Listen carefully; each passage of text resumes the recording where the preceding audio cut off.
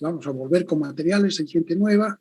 Entonces, materiales para tecnología mecánica. Aquí está, yo les dije que íbamos a usar un texto guía. Hay unos cuantos, ¿cuánta gente compró texto guía? Después levantan la mano un ratito. En la fotocopiadora AAA se puede comprar. Aquí está el negocio, como se ve, para que usted vaya a comprar allá. Está sobre la avenida Bush, la entrada del centro, la que tiene semáforo. Cruzan ustedes y andan a la izquierda unos 20 pasos por ahí y encuentran la AAA. Entonces, este es el texto y no cuesta más que 39 bolivianos. Entonces, perfecto, lo pueden comprar ustedes para tener su propio texto y que lo puedan rayar, que lo puedan subrayar, que lo puedan anotar, que lo puedan corregir, etcétera. Vale la pena, así después van a tener, cuando se vayan de la universidad, van a tener en quién apoyarse. No hay muchas cosas que uno ya no se acuerda, pero dice, si no tiene el texto, dice, yo sé que de dónde estaba en el texto. Porque los apuntes que uno toma normalmente duran 2 o 3 años y después desaparecen, ¿no? Entonces, un texto, aunque no sea de tapa dura, dura bastante más. Entonces, vale la pena comprarse, no solo de tecnología mecánica, sino que casi de todas las materias que van viendo ustedes. Porque después, cuando se vayan, no van a tener quien los aconseje, cuando le preguntan cómo se hace esto, qué es el otro, qué era esto. Entonces, en un texto que ustedes ya han visto y han pasado de adelante para atrás y de izquierda a derecha, lo pueden encontrar fácilmente, ¿no? Entonces, es bueno tener un texto en cada una de las materias. También cómprense un cuaderno para que podamos hacer ahí algunas cosas, mismo los ejercicios, lo que no hagan en la computadora, lo hacen directamente aquí y después le sacan una foto. Con un cuaderno con las 100 hojas estará bien para tomar apuntes, para hacer ejercicios. Eso era. Después tenemos el prólogo, que se supone que los que compren el texto lo habrán leído. ¿Para qué se utiliza la tecnología mecánica? Lo hemos visto también acá, pero vale la pena que lo lean en el prólogo. Después hemos visto cuál es el índice del texto. Ahora vamos a entrar a metrología, que es el tratado de los instrumentos de medición y calibración, por un lado, y por otro lado, de las unidades, ¿no? Muy importantes las unidades y los instrumentos para medir esas unidades o para calibrarlas. Entonces, vamos a ir viendo, nos vamos a saltar un poco y vamos a estar viendo patrones de medida, calibres, hojas. Y después esto lo vamos a rellenar más. ¿Qué más? T03, introducción al curso.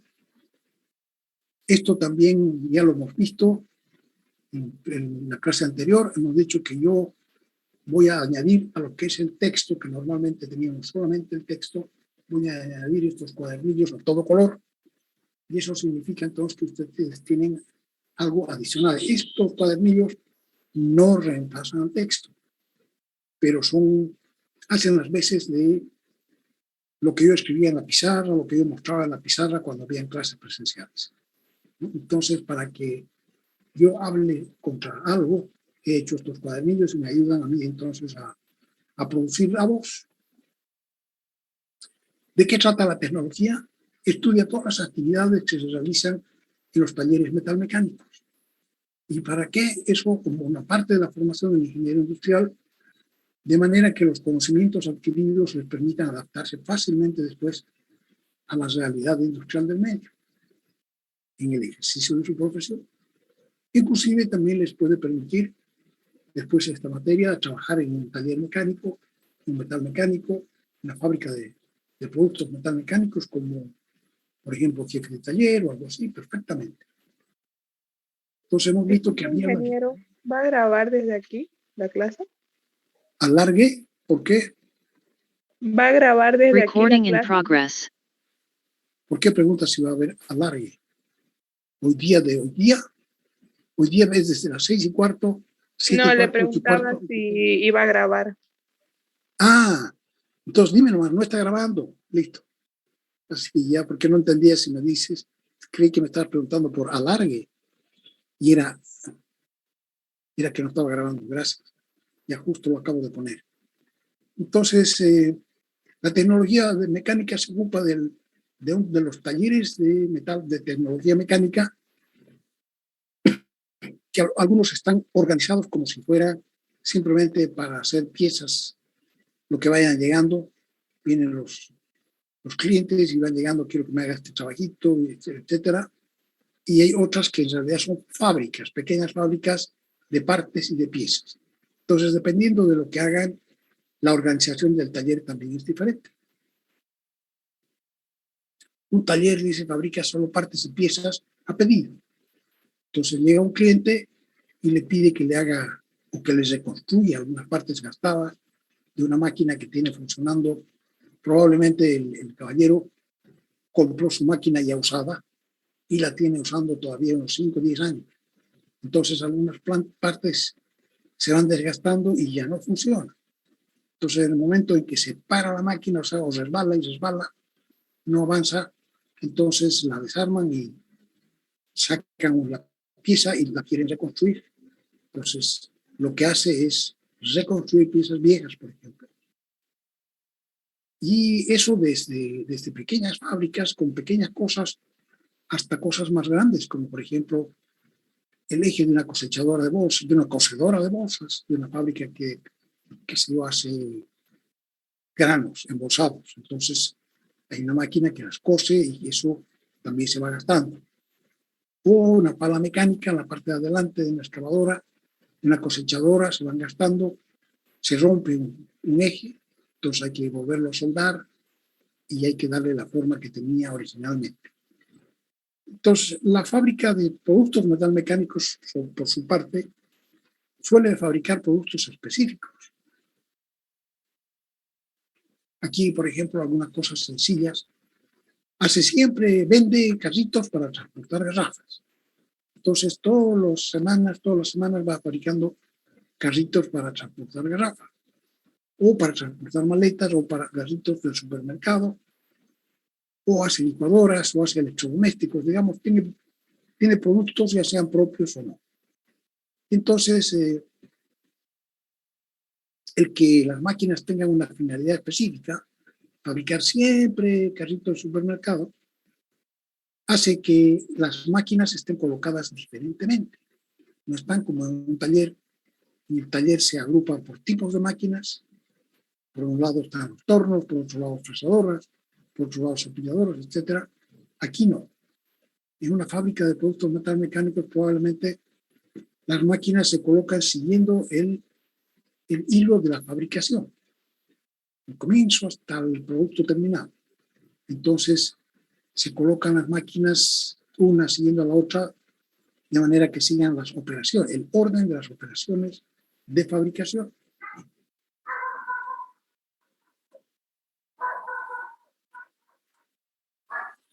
La fábrica pondría las máquinas de manera que el flujo de la materia prima en proceso sea ordenado, que no haya que transportar mucho las piezas de un lugar a otro, que sea lógico, ¿no? Y que nos dé un buen flujo hasta terminar el producto acabado. Estamos buscando, yo estoy trabajando aquí, por el ruido del perro, pégale para que deje de llorar.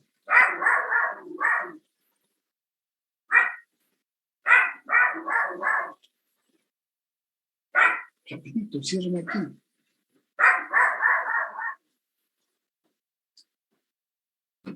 Entonces también hemos dicho que vamos a hacer, además de las clases teóricas, conmigo,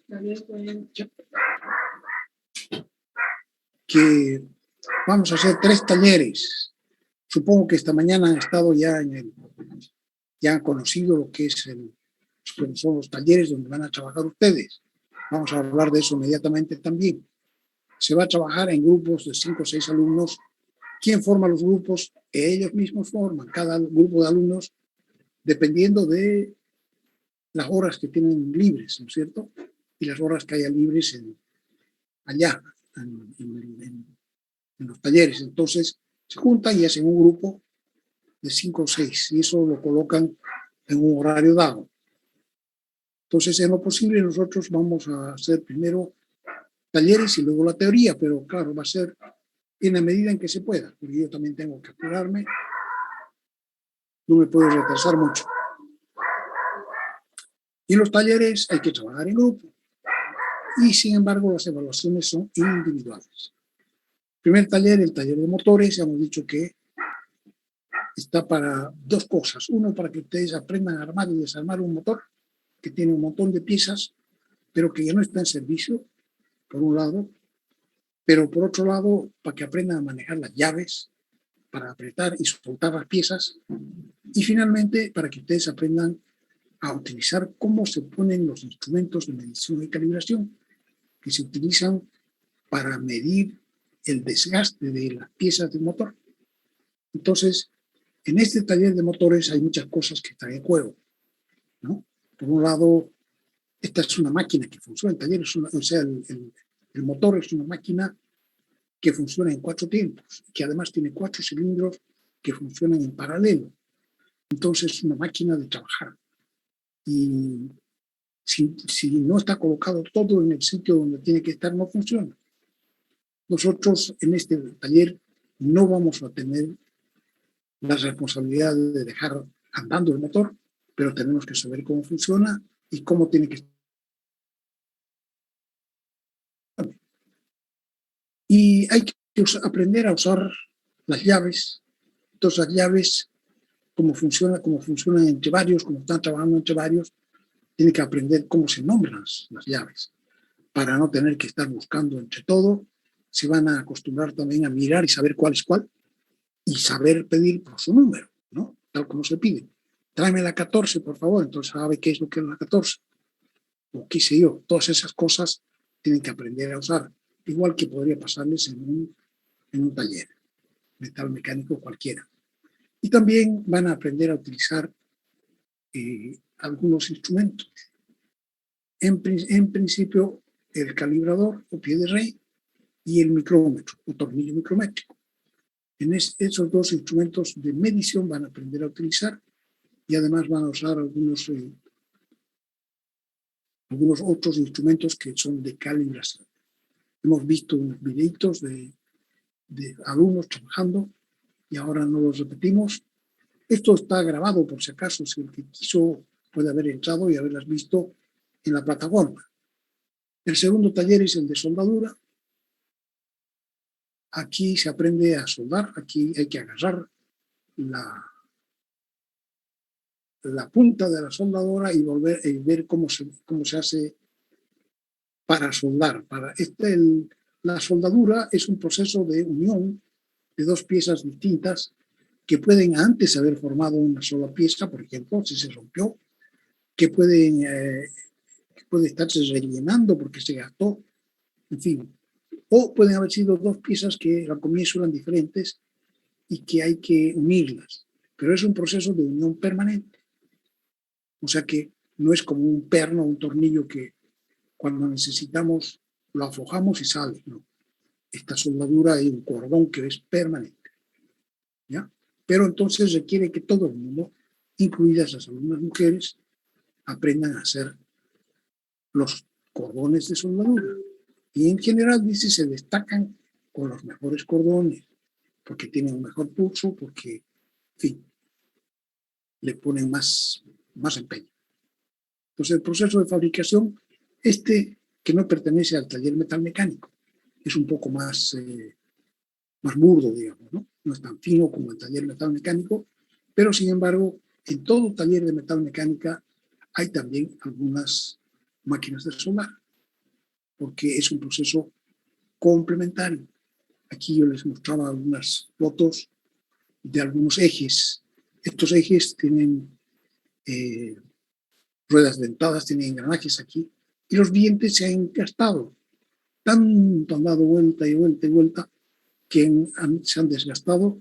Entonces, se podría comprar. Las empresas tienen obligación de mantener las partes y piezas durante un cierto tiempo, pero es probable que estas piezas ya excedan bastante el tiempo que las empresas, que las fabricantes deberían guardar, o sea que es probable que no hayan ya para comprar. Y por otro lado, hay que esperar, probablemente no hay en plaza, o sea que hay que hacer un pedido. Para hacer el pedido hay que no solamente mirar la pieza, sino que saber el número de pieza para pedirla por su número, etcétera. O sea, es complicado. A veces alguien se compró una máquina vieja y ya estaba todo así, o sea que no sabe nada. Y lo único que le queda es renovar las piezas que se han gastado. Para eso se rellenan. Fíjense, aquí han hecho, por ejemplo, las han rellenado con otro tipo de soldadura en los dientes, ¿no? Una vez que se han rellenado todo lo que hay que... Esta no es una rueda dentada, sino que es el descanso de este eje. Sobre este descanso se apoya y gira. Entonces, una vez que se han rellenado, se pueden trabajar en el torno. Entonces, este descanso se va a tornear para dejarlo bien cilíndrico, y una vez que está cilíndrico, si no necesita nada más, entonces se lo dejará bien finito con una superficie bien afinada, dentro de la medida que se pide, y ya está. Si son los dientes, entonces hay que hacer dos trabajos. Primero, habrá que dejarlo como si fuera una rueda, y una vez que se termina de hacer una rueda, los dientes no se pueden hacer en el torno. El torno solo hace cosas giratorias. Entonces, una vez que se volvió a poner como un redondo, como un cilindro, hay que llevarla a otra máquina que es una fresadora. ¿Ya? Entonces, ese es el segundo taller. Aquí en este taller dice que cada participante domine al menos maneje adecuadamente el equipo soldar. Aquí no hay que perder de vista que con esto ninguno de ustedes va a ser diestro como para manejar ni los motores, ni las máquinas soldar, nada, ¿cómo se llama? Ni las otras máquinas de un taller de mecánica no las van a manejar como una persona que maneja todo el tiempo, o sea, y que puede dejar las piezas del tamaño que hay que dejar, con la calidad superficial necesaria, pero ustedes le van a perder el miedo y van a aprender que en realidad es algo que se aprende con el entrenamiento, ¿no? Entonces, aquí, en este taller, al final se va a hacer la correcta ejecución de las operaciones manuales, requiere sobre todo entrenamiento y práctica y supervisión adecuada. Los conocimientos adquiridos en este taller podrían servirles para tener a su cargo, por ejemplo, un taller de chaperío y pintura. Mucha gente no encuentra más trabajo y se arma un taller de chaperío y pintura que sirve muy bien también para ganar dinero si no lo hace bien. Taller de tornería, el tercer taller, con pequeños tornitos semiautomáticos, van a aprender a manejar ustedes y aprender a fabricar algunas piezas sencillas con las operaciones del torno. Aquí en este taller van a aprender también a leer un plano de fabricación. Normalmente cuando se llevan estas cosas a un taller de tornería, ¿cómo sabe el mecánico cuándo ya está bien? O sea, en realidad lo que tiene que hacer tiene que llevarle la otra parte para que él sepa cuánto va a tener que tornear o cuánto va a tener que ponerlas en la fresadora para que queden del tamaño adecuado. Pero normalmente ellos no trabajan con planos, y nosotros necesitamos que ustedes aprendan a trabajar con planos. Entonces, en el taller de tornería, ustedes van a fabricar una piecita, un conjunto que tiene tres partes. Y entonces, entre los 5 personas van a hacer el trabajo, ¿no? Dice, el promedio de las notas obtenidas en los talleres constituye alrededor del 30%, 28% creo que es, de la nota final de la materia. Sin embargo, el verdadero aprovechamiento dependerá de cada uno. porque aunque se trata de pequeños grupos, siempre es posible que alguien esté sacando la vuelta, ¿no? Pero eso ya es imposible de controlar. Ya el que no quiere, pues no quiere, ¿no? Como pueden ver, la perspectiva de trabajar manualmente con un overall es bastante entretenida. Ya veo que han estado comprando también sus overalls. El trabajo se realizará con instructores de la Facultad Politécnica. Ellos son los que les van a enseñar, de ellos son las máquinas, ellos son los que mantienen los talleres, ¿no? Yo no puedo llegar y meterme, tendrían que prestarme la máquina, digamos, ¿no? Yo tendría que comprometerme a ciertas cosas, ¿ya? Entonces ellos son los que tienen a su cargo los talleres. Entonces nosotros vamos a seguir la parte teórica que me corresponde a mí. Pues en realidad yo superviso todo el curso, pero en concreto hago la parte más teórica. Entonces se va a desarrollar utilizando el texto guía. Yo voy a seguir el texto guía y los cuadernillos que están hechos alrededor de las clases y del texto guía, como completando para que podamos entenderlo más fácilmente. El texto hecho expresamente para seguir la asignatura se puede comprar, ya sabemos, en la fotocopiadora. Clases teóricas se complementarán con ilustraciones, a veces links que yo pongo aquí en los cuadernillos. Y también se van a ir dando tareas. Ya hemos dado una primera tarea que es enumerar las operaciones necesarias para fabricar un carrito portagarrafas, o un carrito portamaletas, o un carrito de supermercado. Entonces uno elige uno de estos y tiene que hacer un listado de todas las operaciones que habría que hacer, incluyendo las operaciones de compra, porque hay algunas partes que no se fabrican, algunas partes se compran hechas. Entonces hay que ponerlo también dentro del listado de las cosas que hay que hacer. Y que no me pongan los transportes, por favor, gente que hacen con esto un diagrama de flujo que llena unas 3 páginas. Si uno mira lo que tiene es transporte, que es todo transporte. Yo no estoy interesado en ver los transportes. Eso será cuando estamos haciendo, que sea un conteo del tiempo, ¿no? Aquí nos interesa más las operaciones que hay que hacer para fabricar un carrito, sin transportes.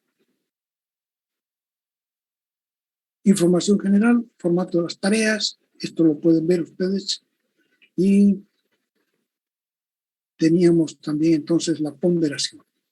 Los 2 exámenes parciales, el primero va a cubrir solamente la unidad 1, que son las unidades y los instrumentos de medición y de calibración. La unidad 2, que son las normas de fabricación. Entre esos 2 van a cubrir el 33%. Los exámenes parciales van a cubrir el 33% de la nota final entre los 2. ¿Ya? La nota práctica va a valer un 37%, que está compuesta en un 28% de eso, los talleres, y un 9%, además, que las tareas son 5%, la ayudantía es 4%, 28 y 9 dan 37 puntos. Y el examen final vale además 30 puntos y cubre el resto de la materia, que es máquinas, herramientas y el torno. Y también el torno CNC. Con eso tenemos los 100 puntos. Entonces podemos pasar a lo que es la metodología. Aquí hay una introducción también. Dice: la globalización del comercio de partes y piezas. La fabricación de partes y piezas metalmecánicas comenzó a ser internacional mucho antes que la gran mayoría de las actividades humanas. O sea, siempre hablamos de la globalización y en realidad una de las primeras cosas que se globalizó es la fabricación y el comercio de partes y piezas de productos metalmecánicos. Por ejemplo, el automóvil es un ejemplo excelente de lo que ha sucedido con las partes y piezas, porque los automóviles no se fabrican en un solo lugar. Por ejemplo, dice un automóvil japonés o un automóvil alemán, se fabrica en varios países del mundo. Digamos Brasil, México, Hungría, España. Entonces, en cada uno de estos países se hacen algunas partes y esas se asignan comercialmente. O sea, hay algunas plantas que tienen plantas de la misma empresa que están en distintos lugares, pero hay otras que simplemente van a fabricar a pedido. Entonces, hay piezas asignadas comercialmente a las empresas de esos países según que ofrezcan condiciones más convenientes para los compradores, precio, calidad y tiempo. Los dos más grandes fabricantes de automóviles y en general de equipo móvil son la Toyota y la Volkswagen. Y cada una de esas empresas fabrica la friolera de 5 millones de unidades por año. Puede ser que ahora estos datos que tenía yo son de antes de la pandemia, entonces sabemos que casi todas las actividades se han deprimido, o sea que es posible que esté fabricando bastante menos que eso, pero en lo que yo vi eso, iban por más de los 5 millones y estaban peleando entre las dos por cuál iba primero, cuál subía más de los 5 millones. Y esas 5 millones que se fabrican cada año no son todas una sola, ¿no? Un solo modelo, sino que hay muchos modelos que tienen que se usan solamente para automóviles, para camionetas, para camiones, para cuanto hay de formas de automóviles que se ven en las calles, ¿no es cierto? Entonces, que en realidad si uno se pone a contar la cantidad de piezas diferentes que deben haber, es increíble, ¿no? Lo que hay que hacer. Hay gente que tiene que estar organizando todo eso para que no le llegue al automóvil equivocado las piezas que son de otro, por decir alguna cosa. Y esos automóviles, los modelos van cambiando anualmente, o sea que tampoco permanecen en el tiempo, sino que hay el nuevo año sale con algunos cambios, y esos cambios probablemente no son más de, si dicen que más de un 5% de cambios ya no se puede controlar bien, entonces serán pues unos 2-3%, pero eso es harto, ¿no? Para controlar que esas son piezas nuevas que se van a colocar y todo el resto es probablemente lo mismo. Pero ahí legalmente los fabricantes están comprometidos a fabricar repuestos originales por una cantidad de 10 años para cada modelo. ¿Se imaginan lo que es eso en cantidad de partes y piezas diferentes? Realmente es increíble, ¿no? Entonces, y a partir de eso, a partir de los 10 años, ya no hay más. Entonces, si nosotros tenemos un autito que tiene 12 años, seguramente ya no hay piezas originales, porque ya no están fabricando, solamente por 10 años. O si es cualquier otra máquina, igual. Solamente por 10 años el fabricante se compromete a tener repuestos originales. Entonces, cada empresa tiene decenas de miles de proveedores por todo el mundo. Y yo leí una vez que leí de la Toyota, qué cantidad de proveedores tenía. Decía que tenían 60,000 proveedores.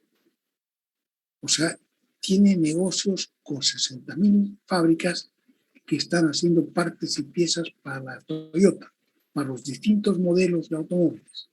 ¿Y qué hace la fábrica? La fábrica normalmente va a ser el motor, que es la parte más importante, digamos, del automóvil, y algunas otras cosas, y las ensambla. Aunque también tiene otras fábricas que están repartidas por el mundo, que son ensambladoras, que no fabrican nada y solamente se dedican a ensamblar. Entonces, fíjense lo que es este trabajo de partes y piezas, es increíble lo que mueve en el mundo. Entonces, ellos como necesitan trabajar en conjunto con fábricas de todas las partes del mundo. Aquí yo puse una lista muy corta, dice, por ejemplo, la Toyota hasta en Japón, pero le están fabricando piezas en Brasil, en México, ahí en Brasil y en México. Hay además algunas plantas de la Toyota que fabrican algunos modelos. También en Hungría, en España, etc. Lo mismo con la Volkswagen. Entonces, es una cuestión muy, muy increíble el movimiento económico y tecnológico y técnico que se genera a raíz de los automóviles y medios de locomoción. ¿Y cómo es posible que ellos puedan hacer todo esto sin que se desarme el gran desastre? Que resulta que las piezas no le hacen, o que hay que repasar las piezas para que entren dentro de las piezas que han fabricado en México. Las que hicieron en Brasil no le cabe. Entonces, ¿cómo ha sido posible hacer que suceda eso? Porque la verdad es que nadie se queja. Las empresas no se quejan de eso. Y tampoco se quejan de que le queda muy grande y que entonces no sirve, ¿no? Cada cosa tiene su variación, su pequeña variación, pero que no incide en la calidad del producto. Entonces dice, el gran secreto para que todo funcione radica en las dimensiones reales de las piezas. Claro, o sea, no importa al final cómo se llamen, pero tiene que entrar la una dentro de la otra y tiene que girar si tenía que girar originalmente, dice, ¿no? Entonces, no solamente que se dice tiene tantos milímetros, por decir alguna cosa, sino que realmente esos milímetros tienen el mismo tamaño, porque podría ser que los milímetros de México no tengan el mismo tamaño que los milímetros de Japón. Entonces, aunque teóricamente están fabricando lo que habría que fabricar, pero en la práctica no sirve para nada. Entonces, deben ser iguales para que los conjuntos resultantes se puedan armar sin ningún trabajo adicional. ¿No? Si hubiera que hacer trabajo adicional, mejor se bota toda la basura y se comienza de nuevo. Entonces, para ello, ¿qué es preciso para que esto pueda suceder? Necesitamos primero utilizar el mismo sistema de unidades. O sea, que todo el mundo va a trabajar, por ejemplo, en milímetros. No hay nadie que vaya a trabajar en unidades americanas o qué sé yo. Todo el mundo trabaja en milímetros. Segundo, las unidades de todos los que participan en el intercambio, el cliente y el proveedor, tengan efectivamente el mismo tamaño. O sea, que los milímetros de la Toyota tengan el mismo tamaño que los milímetros de la gente que le está fabricando partes y piezas, que son 60.000. No se olvide, ¿no? Para la Toyota 60.000, otras 60.000 para la Volkswagen, otras 20.000 para este y para el otro y para allá. Y todo tiene que tener el mismo sistema de unidades y el mismo tamaño. Tiene que tener efectivamente el mismo tamaño, incluyendo máquinas y equipos de instrumentos de medición. Entonces, no se requiere fabricar piezas iguales. No se está pidiendo, porque sabemos que es muy complicado fabricar piezas iguales, sino que solamente se pide fabricar piezas intercambiables. ¿Qué quiere decir eso de intercambiables? Dice que cualquiera de las piezas de todo un lote, por ejemplo, supongamos que hay que fabricar 20.000 piezas 20.000 ejemplares de una pieza, esos 20.000 ejemplares tienen que ser intercambiables. O sea que cada una de esas es ligeramente diferente al resto. Pero a pesar de eso, cualquiera de esas 20.000 puede hacer el trabajo que hacen las demás. Entonces decimos que esas 20.000 piezas son intercambiables. Entonces se trata de eso. Esto se basa en el trabajo intercambiable, ¿no? Entonces todas las dimensiones, las unidades son las mismas, el tamaño de las unidades son las mismas y los requerimientos son los mismos. O sea que se va a fabricar piezas con pequeñas variaciones, pequeñas diferencias que no hacen que el conjunto no funcione. En lo que tiene que ver con la longitud, la unidad internacional de la longitud es el metro lineal.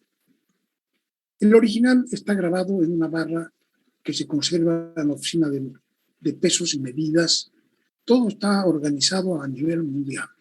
Entonces hay una oficina de pesos y medidas de Sèvres, París. y en base a esa se arman unas conferencias internacionales de pesos y medidas. Entonces la oficina, y que en cada país hay también una oficina de pesos y medidas. Ya yo les decía que la de Bolivia se llama, no me acuerdo ahorita cómo se llama, pero ahí Bolivia tiene una oficina de pesos y medidas internacionales. Y estos, los que asisten a estas conferencias, no son cualquier persona, sino que asisten como representación de un determinado país. Entonces, cuando se ponen de acuerdo en algo, cada uno se lleva el resultado a su oficina de pesos y medidas de su país. Cada uno se lleva una copia. Y posteriormente, entonces, el acuerdo al que han llegado se oficializa dentro de las leyes de cada país. O sea, tiene que aprobarse dentro del Congreso de un país. ¿Sí? Entonces, esas son las conferencias de pesos y medidas. Entonces, primero se definió el metro, que el metro lineal, se lo definió como, dice, ¿qué cosa es el metro? Se definió como un metro lineal es igual a la 10 millonésima parte de un cuadrante de un meridiano terrestre. ¿De qué se trata eso? Una 10 millonésima parte, un cuadrante, este es el mundo. Cuadrante está dividido en cuartas partes, 1, 2, 3 y 4, ¿no? La mitad de arriba a la derecha, la mitad de arriba a la izquierda, la mitad de abajo izquierda y la mitad de abajo derecha. Entonces cada uno de estas se llama un cuadrante. Y entonces, si toman estas líneas, se llaman los meridianos.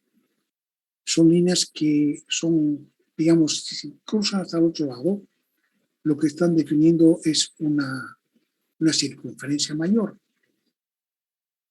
que pasa por el centro del mundo, ¿no? Cada uno de estos meridianos pasa por el centro del mundo y estos son como las tajadas de una naranja. Entonces, la gente que hacía los cálculos y los otros números son los paralelos, que dividen así en paralelos que son de distinto tamaño. Entonces, el más grande, que corresponde a un círculo mayor, es el de la mitad, aquí en 0 grados. Entonces, de ahí para arriba y de ahí para abajo. Entonces, cada punto del mundo tiene dos números que lo caracterizan. Un paralelo, una longitud y una longitud, ¿no? Entonces, la gente que hizo este trabajo dijo, el mundo es exactamente una esfera. Nosotros vamos a tomar un círculo mayor, o sea, un meridiano, y vamos a tomar solamente un cuadrante. Y ese cuadrante, pues había que calcular, y ellos tenían los cálculos hechos con gran precisión, lo vamos a medir, lo vamos a dividir en 10 millones de partes. Y a cada una de esas partes le vamos a llamar metro. Entonces, así se hizo el metro lineal. O sea que, digamos que está basado en el conocimiento teórico práctico, ¿no? Los científicos de ese tiempo lograron calcular con gran precisión el tamaño del radio que tenía la circunferencia y, por tanto, qué longitud tenía sus meridianos. Entonces, pudieron dividir teóricamente en 210 millones de partes y a cada parte le llamaron un metro.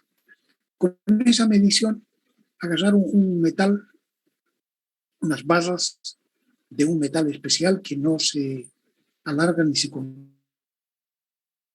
cambiar la temperatura, y que se llama invar, se llama ese metal, es una aleación.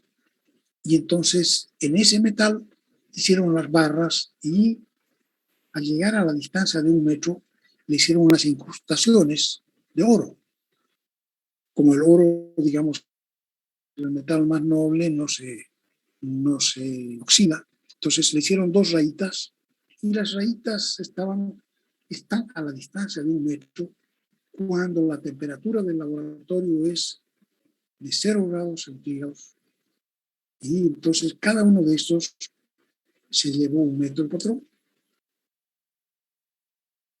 Pero había gente que resultó que no era tan exacto, porque la Tierra gira y por tanto tiene un eje de giro y se va volviendo ovalada. O sea que es no es una pelota, sino que es un poco alargada, digamos, ¿no? En el sentido en que gira. O sea que los lugares que están más lejanos del eje de giro tienen fuerzas que los jalan para hacia afuera, entonces es más grande en esa dirección que en la otra. Entonces, que los metros no eran, o sea que es el círculo, no era exactamente una circunferencia, y lo que ellos habían calculado en realidad no es exactamente lo que sucede en el mundo. Tiene una diferencia de 0,0002%, no es gran cosa, pero siempre hay gente que no está de acuerdo con eso. Y en este caso, los que requieren una precisión muy grande son los físicos de cada país. Entonces, cambiaron la definición y dijeron, ya no lo vamos a definir con relación al mundo, sino que vamos a definirlo con relación al Krypton 86, es un material, un metal, el Krypton 86, que cuando se excita, después al volver al estado, ¿cómo se los excita? Cuando se los bombardea con partículas gamma, entonces cuando vuelve a su estado natural, emiten una luz. En este caso, había que tomar la luz naranjada. La cosa es más o menos así. Si tenemos un núcleo con sus electrones, si se bombardea, cada electrón tiene su propia órbita y no pueden ubicarse en cualquier parte del espacio, sino que solamente pueden ubicar en la E1, en la E2, en la E3, en la E4, en la 5 y no entre medio. Entonces, si lo bombardea con rayos gamma, este electrón salta hacia afuera. Y después de un tiempo del bombardeo, vuelve a su lugar. Y cuando vuelve a su lugar, entonces emite una luz. Aquí estas son la energía, niveles de energía de cada una de estas vueltas, de estas órbitas. E3 tiene más energía, E2, E1 tiene menos energía, que está más cerca del núcleo. Entonces, en el 1960, la 11ª Conferencia Internacional de Pesos y Medidas definió que esta cantidad, 1.690.000, etcétera, longitudes de onda de la luz anaranjada del Krypton 86 citado, era igual a un metro. Entonces, esta definición viene a sustituir a la definición del metro de París, ¿no? Entonces, aquí una aclaración para que no se vayan a asustar de que haya todas estas cosas. Esto es para contarles un poquito cómo ha sucedido, ¿no?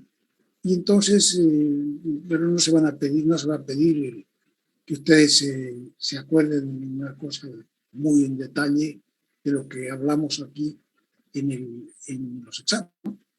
Aquí, por ejemplo, estoy mostrando yo, esto que se puede ver, si estaba en la órbita 1, en la 2 y en la 3, y vuelve de la 3 a la 2, entonces emite un rayo que tiene un cierto color.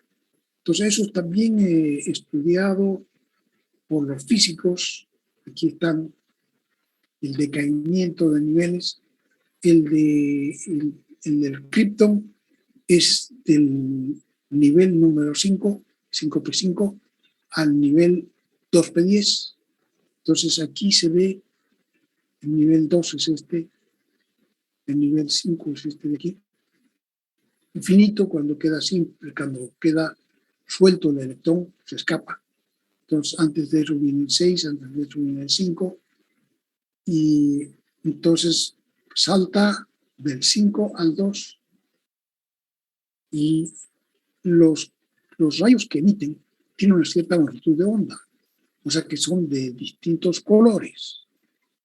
Bueno, algunos son de distintos colores cuando están dentro de la luz visible, porque hay otros que están en la parte UV, ultravioleta, y hay otras partes que están en la infrarroja. Entonces no se ven, se pueden medir con esas cosas, pero el ojo humano no las ve. Sin embargo, este que es del 5 al 2 tiene un color anaranjado y se llama la serie de Balmer. Entonces, estos son todas los colores de las series que se producen. Entonces, más o menos es así, ¿no? Un fotón, al bajar de este número, de este 5 al 2, está generando una cierta energía que se expresa en el fotón que sale y que es una luz de un determinado color. Entonces, ahora, lamentablemente, para los que trabajan en un taller de metal mecánica, ninguno de estos patrones internacionales les sirve para fabricar partes y piezas, ¿no? Entonces, estos se llaman patrones primarios. Y se podría asegurar que podrían asegurar lo que se quiere, lo que se requiere, se puede usar. Ninguno de estos sirve para usarlo en un taller metal mecánico. Para cubrir esas necesidades necesitamos otros patrones, que se llaman los patrones secundarios. Los patrones primarios son para que estén en las oficinas de pesos y medidas, entonces hay un técnico que sabe usarlos y demás, pero los patrones secundarios que estamos nombrando aquí son también unos patrones que son casi tan exactos como los primarios, con la diferencia de que cada uno se puede comprar su juego y puede utilizarlo dentro del taller. Entonces, había un señor Johansson, un sueco, y él se inventó estos calibres prismáticos que son unas barras prismáticas. Vamos a mirar eso en el texto. Aquí los patrones de medida son así unos prismas, o sea, unos ¿cómo se llama? Estos tienen distintas alturas, tienen la misma forma pero distinta altura, entonces uno puede ir formando la altura que necesita.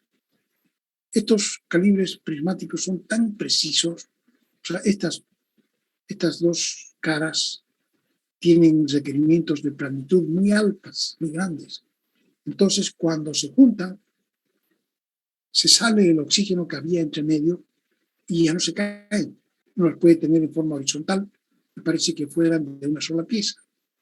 Entonces, no se pueden desarmar jalando el uno contra el otro porque no sale.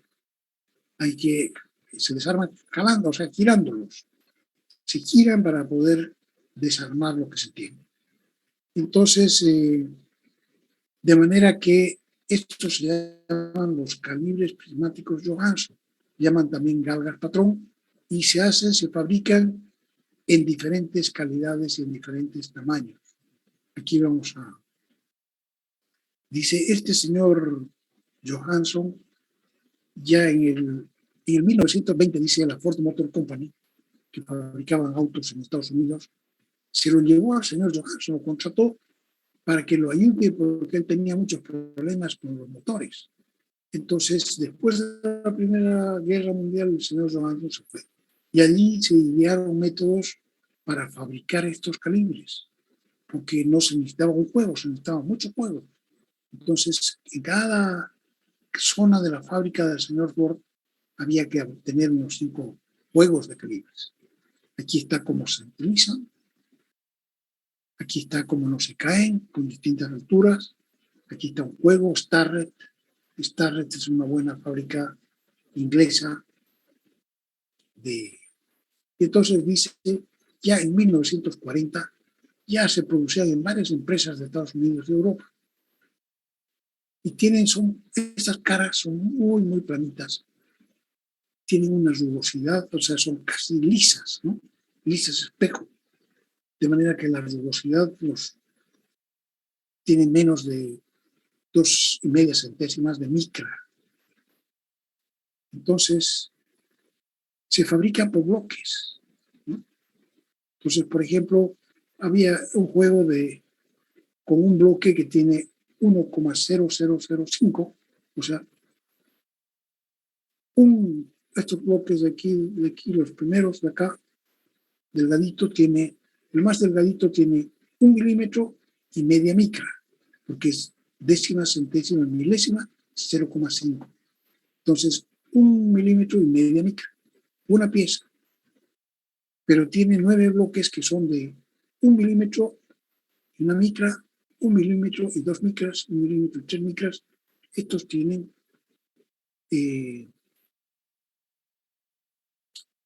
¿cómo se llama? Son series aritméticas con una diferencia de una micra entre uno y otro. 49 bloques de 1,01 a 1,49. Entonces también es una progresión aritmética que tiene un centésimo de diferencia entre un bloque y otro, y así sucesivamente. Entonces, ¿cómo se utilizan? Se acoplan uno a continuación del otro hasta formar la longitud que uno quiere, la longitud deseada. Y también se fabrican en ciertos grados de fábrica. O sea, como son tan caras estas cosas, sobre todo, cada vez se ha ido haciendo un poco menos, pero miren aquí hay un error que está, por ejemplo, en 5 centésimas de micra más L partido por 1000, donde L es la distancia que se va a usar. Si, por ejemplo, es 1000 milímetros, entonces una micra y 5 centésimas.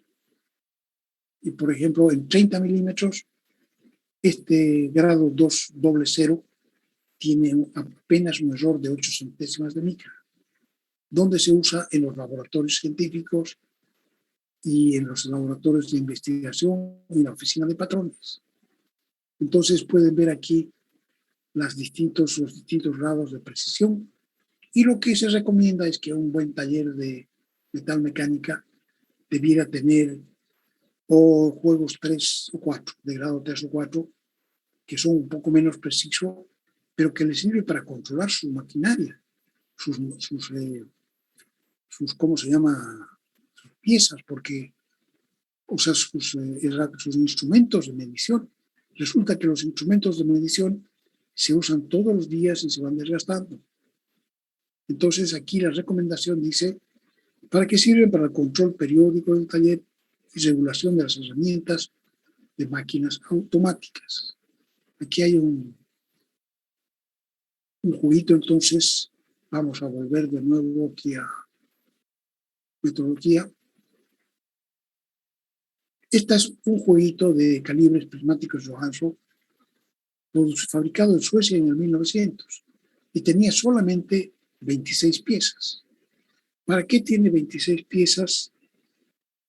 Porque para hacer la menor cantidad de calibres posible, porque son muy complicados, muy difíciles de hacer. Entonces nosotros queremos que se pueda formar cualquier longitud, pero que no tenga muchas piezas. Fíjense. Entonces tenía una primera serie que era de 1 milímetro y una micra, 1 milímetro y 2 micras, tenía 9 galgas en la primera serie.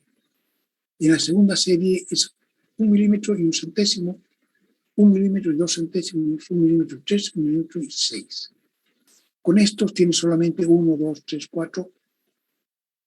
Se puede formar no solamente el 101, el 102, el 103. El 104 es el 3 más 1. El 105 es el 3 más 2. El 106 ya existe. El 7 es el 6 y el 1. El 8 es el 6 y el 2. El 9 es el 6 y el 3. Así. O sea que había que hacer sorteando para poder construir las distintas longitudes. Aquí dice entonces, por ejemplo, después la próxima serie también es de 4, pero estos no son centésimos, son décimas.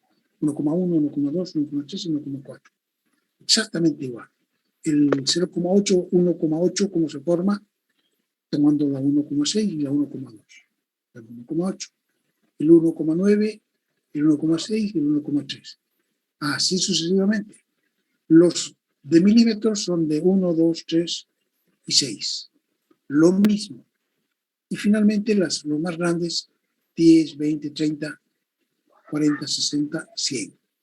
Así. ¿Ya? Entonces, aquí el texto se puede ver así.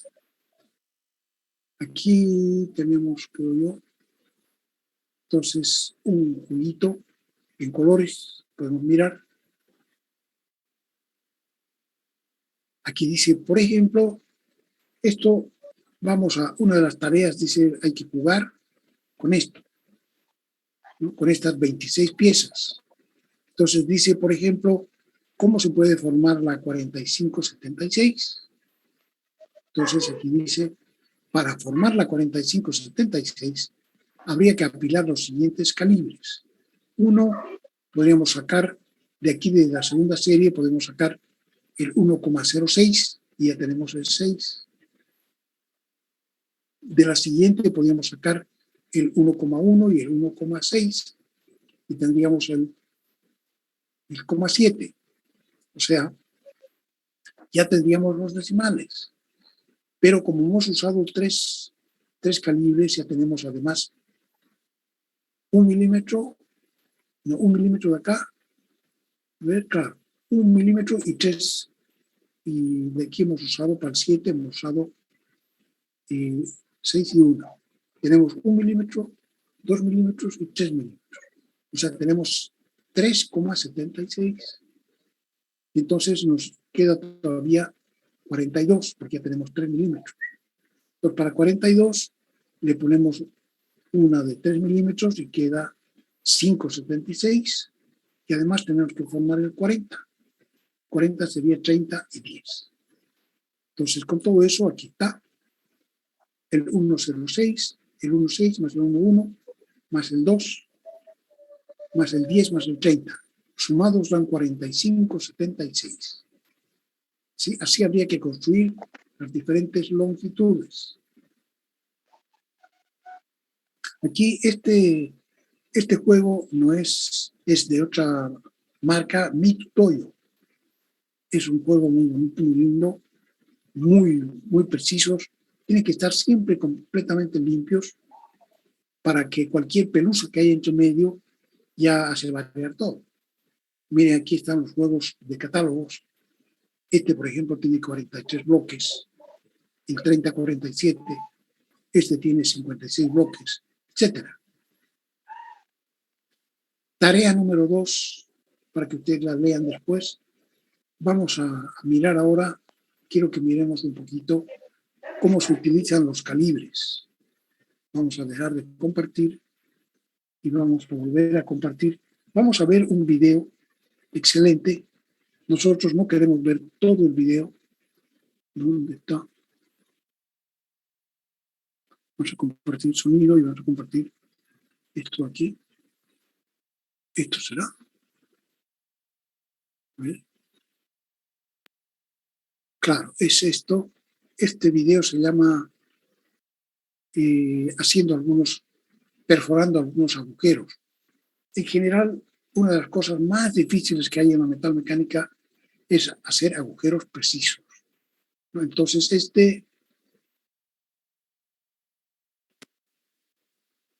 no está actualizado. Aquí, ¿dónde estás? Está aquí, ya. Entonces, vamos a acá. Vamos a dejar de compartir. No, ya podemos echarle a andar. Este equipo que está aquí es una fresadora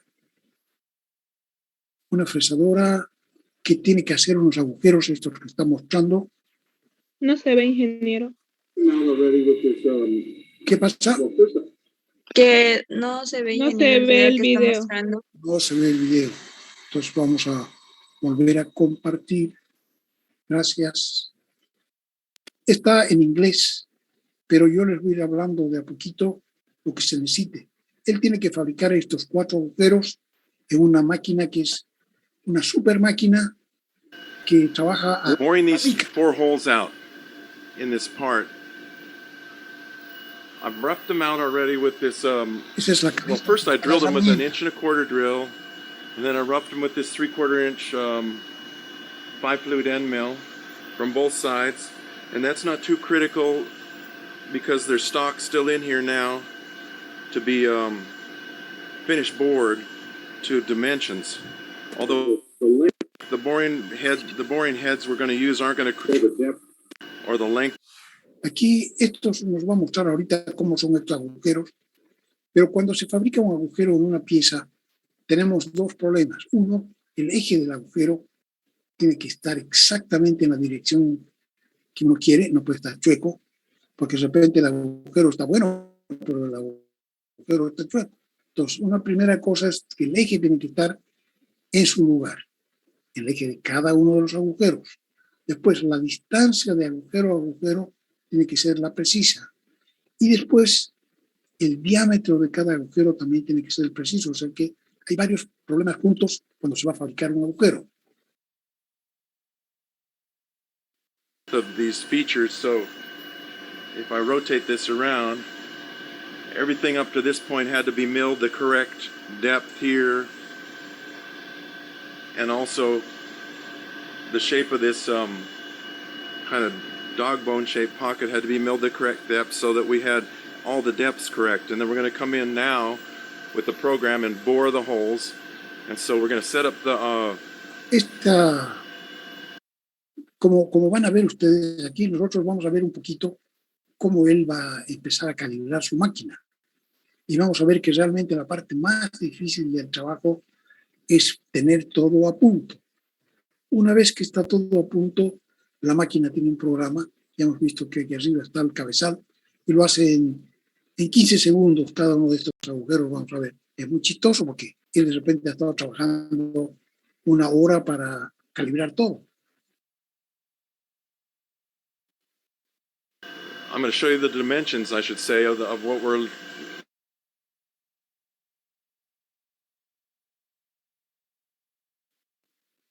dimensions of the diameters, and then we're going to set up the bore gauges to do that, and then we're going to come back and line up on the center line of the part when it's like this. Entonces, Make sure, because the machine here, the machine set overnight. This is the next day when I'm doing these bores, and the machine set over. O sea que hay algunas cosas que hay que controlar por el hecho de que apagué todo y lo volví a encender. Estas máquinas trabajan probablemente con precisiones que son menores a las de una micra para su herramienta. Pero claro, entonces cada una de las piezas, de las partes que se va a trabajar, tiene que estar colocada también con esa precisión.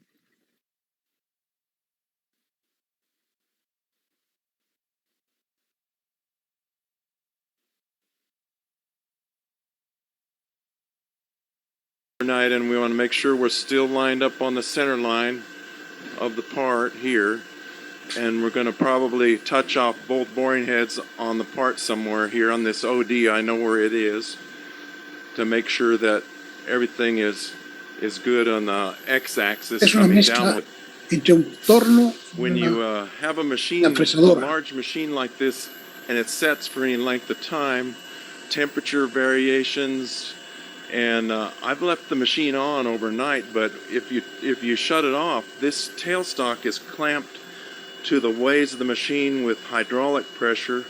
The tailstock here is, as well as the steady rest base. And the jaws of this steady rest are closed with hydraulic pressure. So if you shut the machine off, not only does everything cool down, the oil in the hydraulics and the chiller, which cools the lead screws of this machine to keep them even temperature, and this, when it reclamps all of these, the tailstock and the steady rest back onto the ways of the machine under full hydraulic pressure. Justifica, dice, todo esto tiene agarres hidráulicos, o sea, hay presión de aceite a presión que es el que está agarrando las partes y piezas que sujetan la pieza. Y dice, bueno, entonces el aceite se ha enfriado, entonces hay que subir de nuevo la presión. Entonces hay un montón de cosas que pueden haber variado. Y él tiene entonces la necesidad, para no tener que echar esta pieza al basurero, tiene la necesidad de comprobar todo antes de ponerse a trabajar.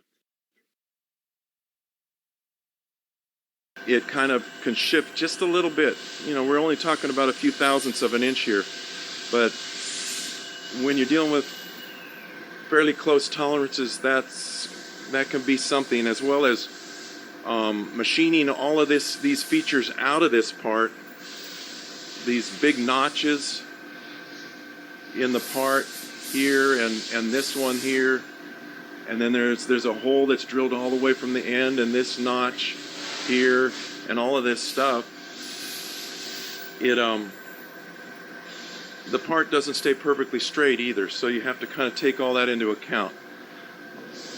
Oh, also one thing, I had a commenter comment on chucking onto the OD of this thread with these chuck jaws like this, and they act like, well, I should put some kind of copper strips or something between there to protect the thread, but this is an Acme thread, and the tops of the thread's flat, and these jaws are soft jaws bored exactly to the diameter of this OD of this thread, so it's really not a problem to do this. I would not do this on a V thread or something like that, but this Acme thread, this is okay, I think. Esos son un plano de los agujeros. I've made a kind of printed out a copy of a section on the drawing, and I've blacked out the dimensions that we're not concerned with, and also so I don't get into any issue with the customer showing this section of the drawing, because all we're interested in is these two bores. The bore here that's dimensioned, that's this bore here, counter bore if you will, and then the straight through bore that goes straight through here. None of these grooves are in there yet in the part. So we're going to do this bore first. This is datum AA, and this, you'll notice, is dimensioned in relation to this datum AA, which is the 1.313 bore. Él dice aquí hay dos rectángulos de tolerancia. Arriba para el agujero de afuera y abajo para el agujero de aquí adentro, ¿no? Entonces hay dos tipos de agujeros. El más grande, que es este de aquí, y los más pequeños, que son estos de acá. Y entonces aquí dice cuál es la tolerancia que tienen que tener de concentricidad de 2 milésimas de milímetros. Pues no sé si está trabajando él en milímetros o en pulgadas. Y eso está con relación al AA. La referencia es la pieza o el sitio AA. En este caso, AA es este eje, ¿no? Porque este punto, este rectangulito que dice AA, con este triángulo, están colocados en el lugar donde están las cotas. Entonces, quiere decir que se refiere al eje central. Entonces, tiene que estar centrado con esa precisión, muy preciso. No vale la pena que digamos exactamente cuándo, pero tiene que ser muy preciso.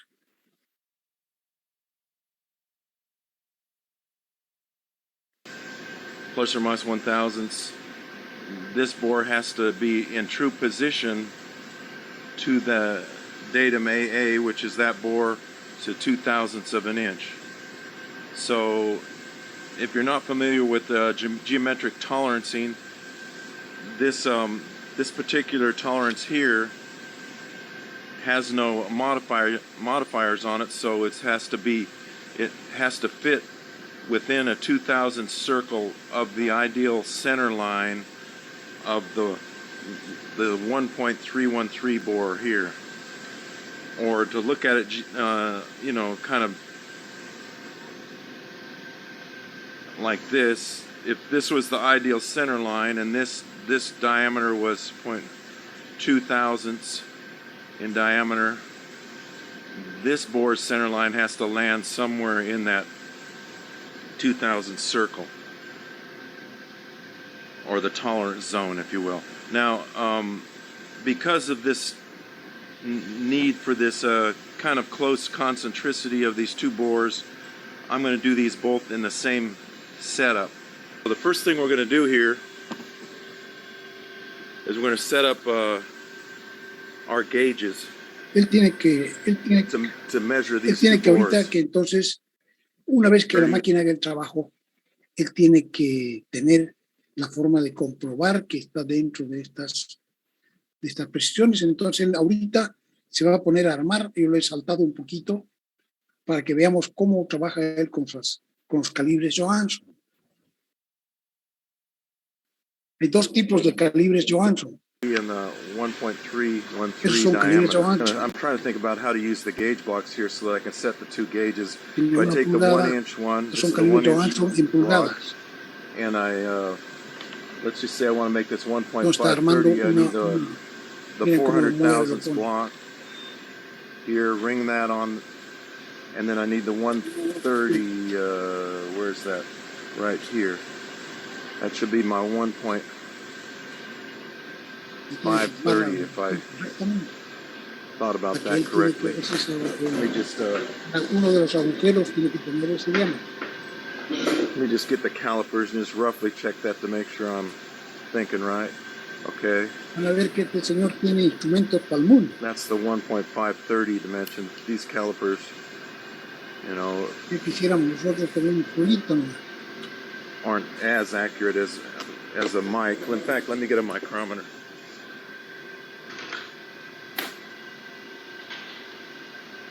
Trae un micrómetro porque este pie de rey no tiene precisión suficiente para medir. Here's the Entonces va a tener 1 que to 2 medir inch con este mic. micrómetro. Este está agarrando suavemente el micrómetro. Fíjense que en realidad Okay. para apretar entre That's estas dos partes este micrómetro debería usar la parte negra, girarlo con la parte negra porque eso le garantiza que él no va a apretar demasiado. Pero como él sabe bien de qué se trata, puede trabajar con esta. ¿No? Alguien que no sabe debería trabajar con este lado, no con este.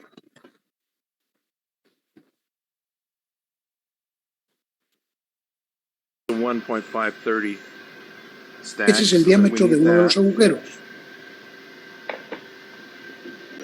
Now, because we use the 1 inch gauge block, we don't really have that option out of this set, so we're going to have to start with maybe a, A otros agujeros se let's say tiene a que armar 900 también. thousandths gauge block to start with on this one, and then we're going to have to go to 313, so the 113 gauge, and probably a 200 thousandths one. Is this going to get us there? See, that should be the 313, right? Okay. Ese es un calibrador de No, we rey actually need the que no tiene esa precisión. 300 thousandths one because we're 100 thousandths short of 1 inch here. So we need 413 and 900 thousandths should be putting us right at the Como no se caen 1.313 las dimension. piezas calibres. Or to check that with a micrometer to be a little more accurate than calipers.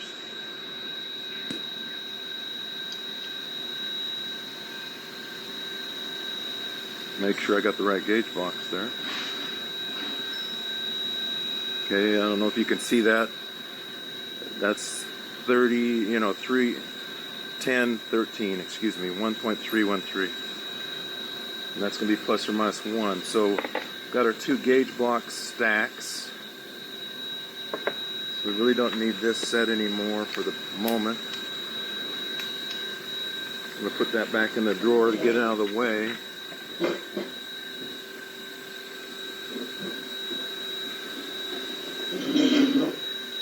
We've got to set two sets of end pieces on these stacks. Now I can use these out of this set. These are lapped flush with these inside surfaces. So if I put these on the stacks of gauge blocks, I can set my dial Estos bore calibres gauges que él tiene, estos calibres que él tiene on the inside. sirven para medir exteriores, pero en realidad lo que él tiene son interiores. Entonces le va a añadir dos piezas a los dos extremos y las va a apretar con un pasador para poder medir interiores. Van a ver. Here on this my set gauges, if you will. I'm going to use these ends, which are just shaped different but are similar to those, and ring these onto the gauge blocks. These are lapped like gauge blocks so that you can ring this together and make a set. See how everything stays together because of the surface tension Entonces, on the surfaces of the gauge blocks. They're so flat and smooth that the surface tension will actually hold it together. él Now tiene we que need to ajustar clamp ahora this all esas, up. Entonces parte para See, que I can use these cuando estén haciendo una medición no se alejen un these particular poquito. little clamping Si se screw alejan rod un poquito assemblies del that come lugar, in this pues ya set here to do this. que no queda como debería quedar. Entonces,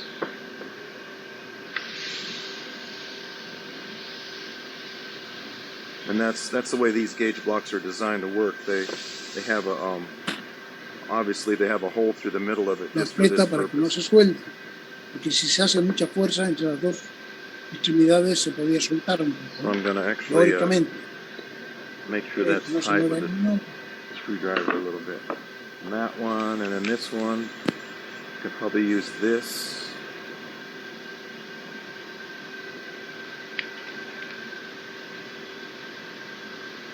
Put it together like Entonces ya tiene this. sus medidas para medidas interiores.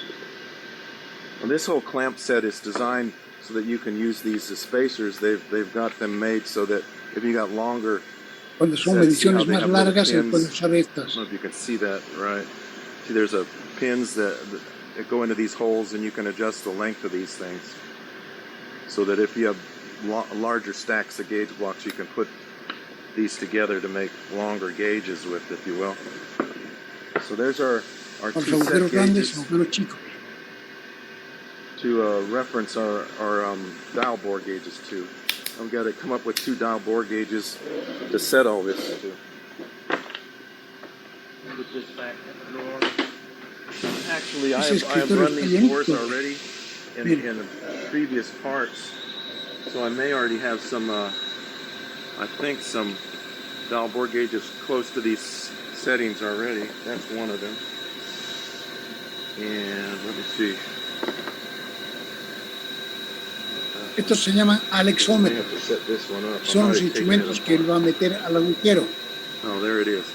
Okay, so I had already set these two dial bore gauges earlier on the previous part, so they're still assembled. But if you need to assemble dial bore gauges out of a set, let me get a set and bring it over here.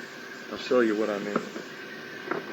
Y él está explicando cómo se hace, ¿no? Está explicando a otra persona, así como nosotros, que mira,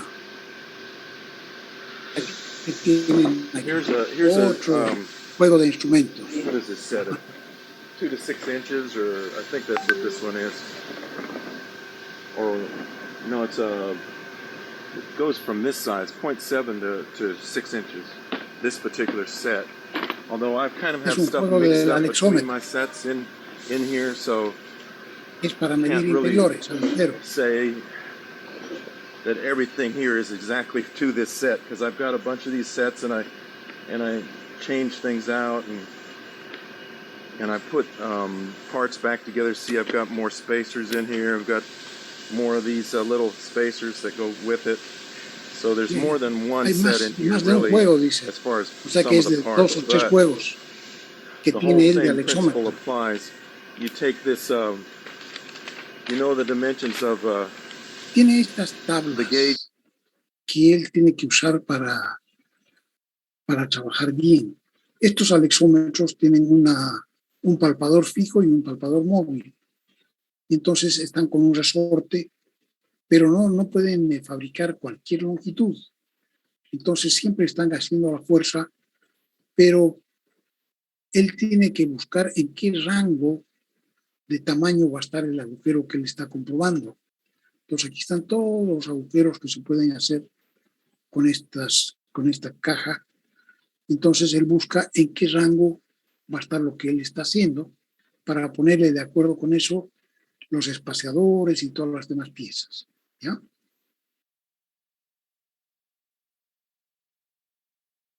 You want as far as the size, and then you look on these charts that this is a Midatoyo set, and they give you these charts in every one of these. See, I've got more than one in here from different sets actually, but you look at the diameter you want.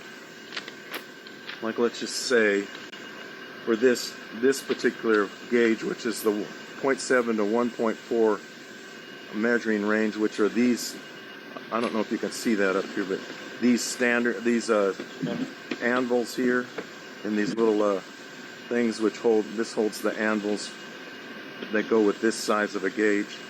So they have a chart right here on their chart, and you go down to the diameter you want on this list, which in our case is 1.3, which is right here. It's 1.295 to 1.343, this diameter range. And it says you need the 20 thousandths. Well, you need the number 8 thing, which I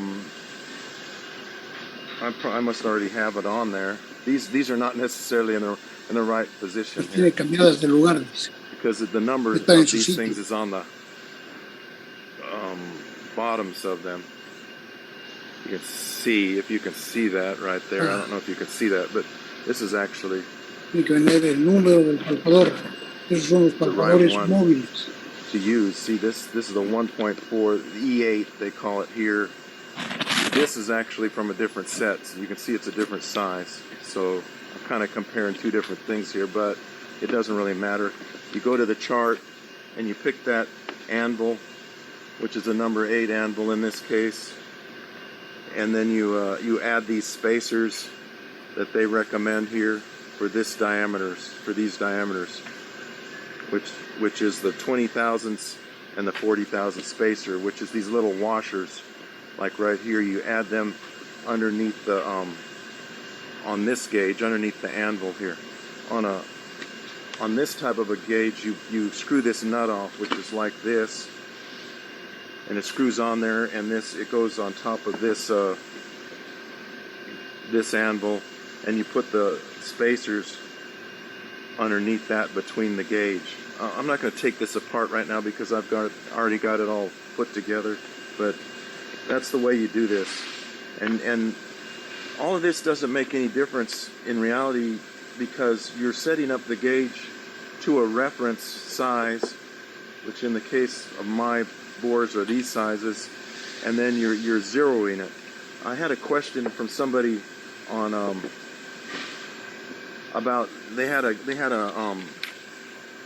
set like this. I think they said this 0.7 to the 6-inch set. This goes all the way up to 6 inches with these longer anvils here, and they said, but they wanted to measure 6 1/4 or 6 1/2 or something like that, and they said the set won't go to there, and they couldn't find a set that was in that range for some weird reason. But that's got nothing to do with anything with these particular dial gauges. Like, let me take another one here. This is actually more like the larger one in this set. It has these rollers to help it stay centered.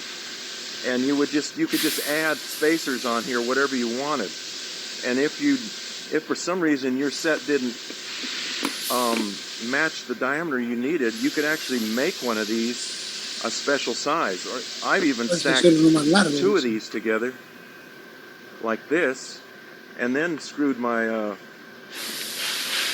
my anvil and everything on top of that to get to certain dimensions I wanted. So you can actually adjust this and make things any way you want. I can even show you a special gauge that I made. I think I showed this in an earlier video, where I took this, I machined this because I had to go around a boss in the middle of a bore, down in a bore, but there's a boss on the end of it that stuck out, and so I would put this piece in the end of it here. So this is the standard anvil thing that comes with the gauges, and I think this one actually fit on, I don't remember, it fit on here like this on one of these handles, and I could measure between here, and the only thing that matters really is that you can get this to deflect and set it to your gauge blocks. That's all that really matters. It doesn't matter how you get there. You can do it any way you want. So you don't really have to.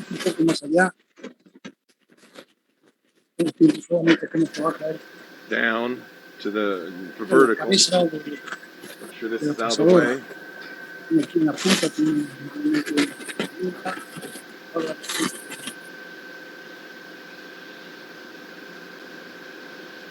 este instrumento para ver si está sentado. I gotta unclamp the tool so it can rotate.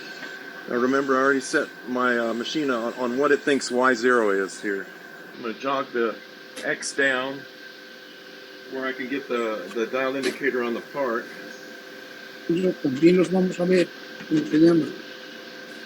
Tiene que ver si tiene de un lado y del otro está marcando cero. Now this, you kind of got to fiddle around with it a little bit to get so that things are pretty square and everything to the part.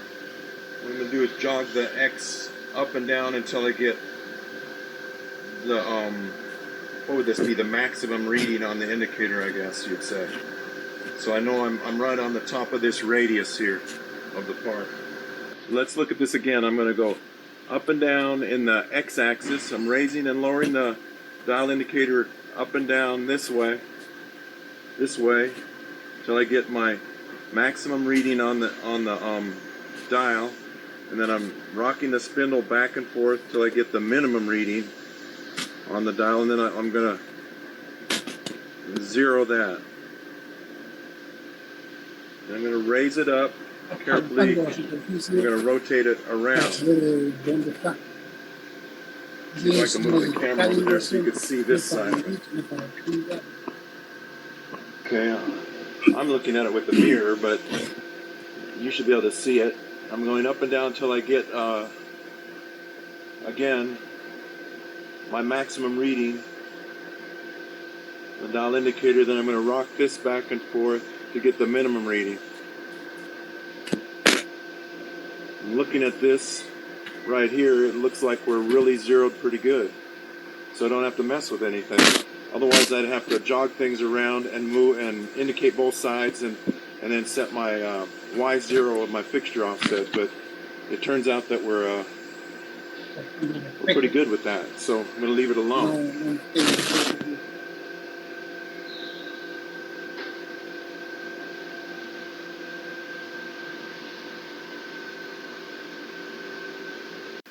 See, when you're doing machine work, or like any kind of work, I guess they say measure twice and only cut once, and this is true now as well. You don't want to wish you did it after you cut it and you cut it wrong. So it only takes a few minutes to do it correct the first time.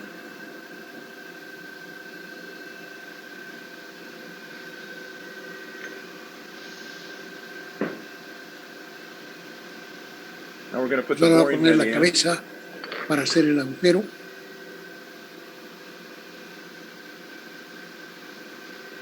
And we're going to touch it off to the top of the part. I'm going to do that over here because it's as close as I can to the where I'm machining rather than way over here, just to be safe. El agujero tiene el diámetro variable, ¿no? And one thing we don't want to forget to do, this boring head was set to the La cabeza finished para hacer size el agujero. last time, but I don't really want to trust that. And I can't forget to back off the head here a little bit before I take my first cut. But first I got to touch it off here, Y el diámetro que haga la Again, cabeza just to be va a sure. depender del desfase que le da él con un Like I said, instrumento, it doesn't hurt to be sure. la excentricidad. It's a lot more disappointing if you didn't do it and you wished you had, particularly on an expensive part like this, where you say, oh, okay, I'm going to take the chance, and you run something and then it's not right, and you say, man, I wish I would have checked that before I ran it.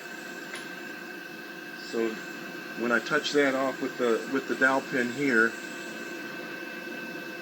now this is already oriented by the spindle. I haven't unclamped it, so it's oriented in the right direction so that this insert is on center line.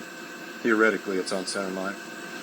And I touched off to this dowel pin. I can feel it. You can feel very precisely doing it with this, believe it or not. I could feel a tenth of a thousandth of one click on that thing, on that dial, or the hand dial Moviendo 10 with this milésimas. method. Puede mover. If you use like a feeler gauge or something and you're down here close, it's very difficult to tell between when it's dragging and when you're too tight or you're even breaking the insert because you're against it solid. And this method, you can kind of gradually work up to it till the pin to 2 turns, which is 8 thousandths of an inch, and a little bit more because I was beyond 0. And then I'm gonna rotate further and come back to 0, the direction that you adjust this to take any backlash out of the setting. And then just to be, if I'm gonna screw up one board, better to screw up one rather than all of them. Ya, Just see where we're at ya he here. trabajado para eso. Okay, now we're more negative travel on your dial bore gauge.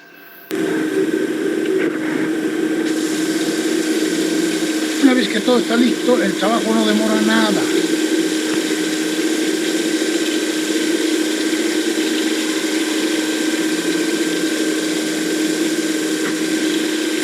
I'm going to stop it right here. I'm going to save that point and I'm going to put it in the jog mode. I'm going to jog it back in the y-axis. I'm just going to check that first bore just to be, if I'm going to screw up one board, better to screw up one Antes de seguir haciendo más rather than agujeros, all voy a of them. chequear Just see también. where we're at here. Okay, now we're, let me show you the indicator. Now we're about 10 under. If this was our 0 right here, now we're about 10 under. So we're still got a ways to go, so I can bore the rest of them.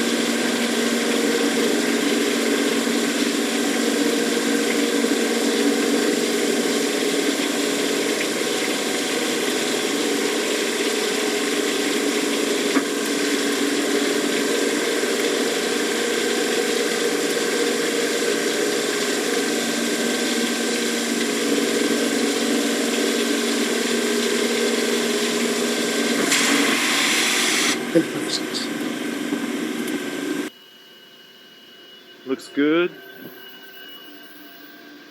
Check that one we checked before. It's 10 under.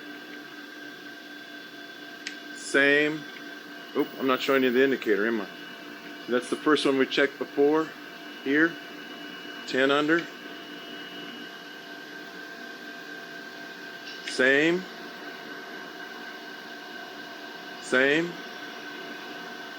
Ok, hemos visto Ok. lo que queremos ver, hemos pasado bastante tiempo, pero ya han visto cómo se utilizan los diferentes instrumentos, ¿no? Han visto que en realidad una buena parte del tiempo se la lleva la preparación, tanto de la máquina propiamente tal, como de los instrumentos con los cuales vamos a medir o calibrar, sobre todo cuando se trata de instrumentos de calibración.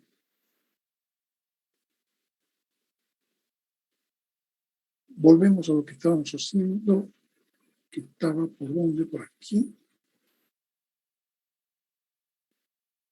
¿Esto qué es? No.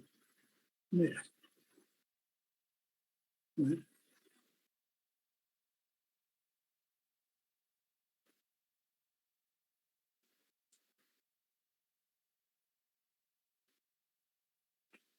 Tengo que encontrar lo que tenía antes, yo esto.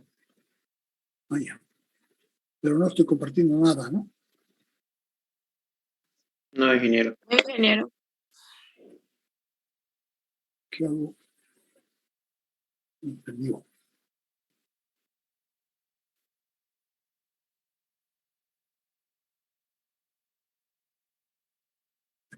No hay. Vamos a dejar de compartir. Buscar eso. ¿Y dónde estás? Que no te veo. Este de aquí. Este de aquí. No. No. No. No. Esto de aquí. No. Este de aquí.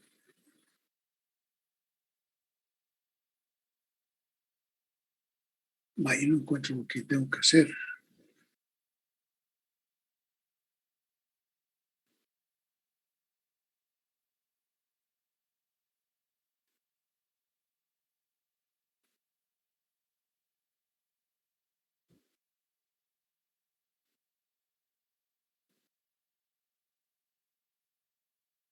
Vaya, hombre.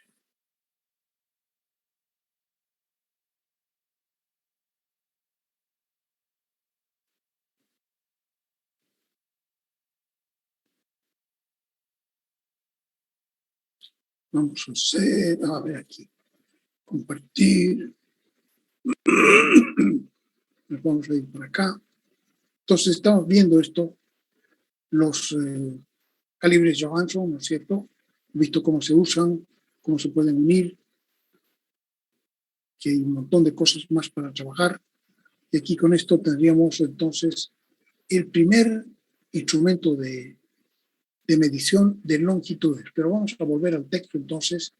Hemos dicho que nos estábamos saltando un montón de cositas que queremos volver a ver ahora.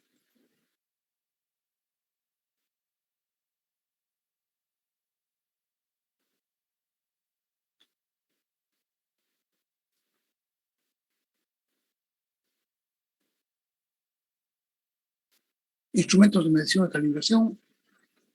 Aquí metrología es la parte de la tecnología que estudia las unidades, instrumentos de medición y las unidades.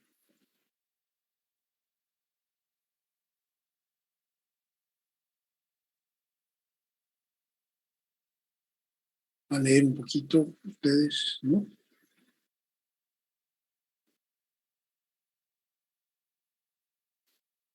Aquí está el error original del metro, fíjense, 0,023%. Y eso no es suficiente, porque claro, los físicos necesitan una precisión muchísimo más alta que eso.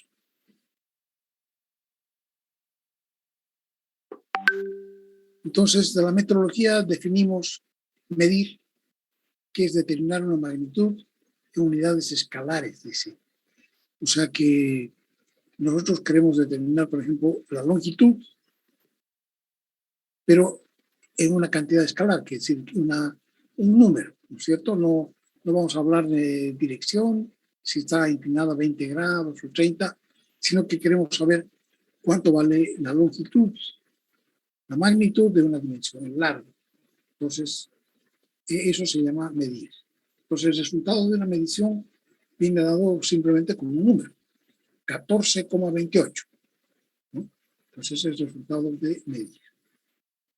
Y en muchos casos hay que tener cuidado porque cuando se trata de piezas, los lugares que hay que medir no están dados. Es una distancia entre dos puntos, la longitud lineal es una distancia entre dos puntos que no siempre están dados. Nos dice hay que medir eso, pero nadie nos dice dónde está el principio y dónde está el final. No es como aquí que tenemos dos puntos que podríamos medir, ¿no? A qué distancia queda. Entonces, normalmente cuando se trata de objetos tridimensionales, nosotros tenemos que buscar dónde y cómo vamos a medir. Y la otra actividad que hay dentro de la metrología no es la medición, sino que es la calibración. Y nosotros en la calibración no fijamos cuántas unidades hay incorporadas aquí, sino que determinamos por comparación si una magnitud dada, la que nosotros hemos fabricado, por ejemplo, es más grande o más chica que una magnitud que nos han especificado. Nos dijeron tienes que hacer de tal tamaño, nosotros queremos saber si lo que hemos fabricado ya es más grande o más chico, sin que sea necesario conocer la magnitud de lo que hemos fabricado. Queremos nosotros saber solamente si es más grande o más chico. O sea, por comparación queremos saber si es mayor o menor y la calibración se puede realizar entonces de dos maneras, de forma directa y de forma indirecta. La calibración directa, si nosotros comprobamos con otra parte, o sea que, por ejemplo, si vamos a fabricar un eje queremos probar con el descanso si el eje está con el diámetro bien del buen tamaño o va a haber que sacarle un poco más. Entonces esa es la calibración directa. Entonces no sabemos, no tenemos interés en saber cuánto mide, sino que solamente queremos saber si le queda bien, si tiene el diámetro adecuado. Entonces si no lo tiene, podría ser que sigamos trabajando. Habría que hacer con calma eso porque nos podemos pasar y si nos pasamos ya chao, se acabó, ya queda muy suelto y entonces tenemos que botarlo y hacer otro. Eso es la calibración directa. La calibración indirecta es si esa operación se lleva a cabo no con la otra pieza, sino que con algún objeto que se presenta a la otra parte. Entonces, esto es lo que se utiliza cuando uno fabrica en serie, porque en realidad no hay una sola otra pieza, sino que hay cientos o miles de otras piezas, ¿no? Se van a fabricar 1000 piezas de la misma, entonces hay que juntarlas con otras 1000 piezas de los descansos. Se van a fabricar 1000 ejes y que hay que juntarlo con 1000 descansos. Entonces ya no hay la otra pieza. Entonces lo que hacemos es fabricarnos lo que se llama un calibre. Entonces ya no es posible realizar la calibración directa, ya que se fabrican muchas piezas equivalentes o intercambiables para poder armar o ensamblar igual número de conjuntos equivalentes. Perdón. En ese caso se utiliza un instrumento llamado calibre y que representa a la otra pieza en la comparación, en la calibración. Hablamos entonces de calibración. Aquí hay simplemente un listado que a veces resulta útil de abreviaturas. El sistema ISO, el sistema métrico, utiliza los prefijos, ¿no? El sistema métrico es decimal y es muy sencillo de usar porque para pasar de una unidad a la siguiente simplemente multiplicamos o dividimos por 10. Aquí, por ejemplo, y también el nombre, ¿no es cierto? Por ejemplo, 10 a la 1 es deca. Si podemos tener, por ejemplo, el metro, unidad, el metro. Sistema base, unidad base, el sistema métrico decimal, 1 metro. Y cuando se llama de 10 metros, o sea, 10 a la 0 es 1 metro, 10 a la 1 son 10 metros, se llama decámetro. 10 a la 2, que son 100 metros, se llama el hectómetro. 10 a la 3, que se llama el kilómetro. Normalmente estos dos se han perdido un poco, ¿no? Pero el kilómetro sí existe. Cuando se trata de 1.000.000 de metros, hablamos del megámetro. Como cuando se trata de 1.000 millones, decimos gigámetro. Cuando se trata de 10 a la 12, hablamos de terametros. Más allá están los petas, los hexas. Para el otro lado, entonces estos serán los, ¿cómo se llaman? Estas son las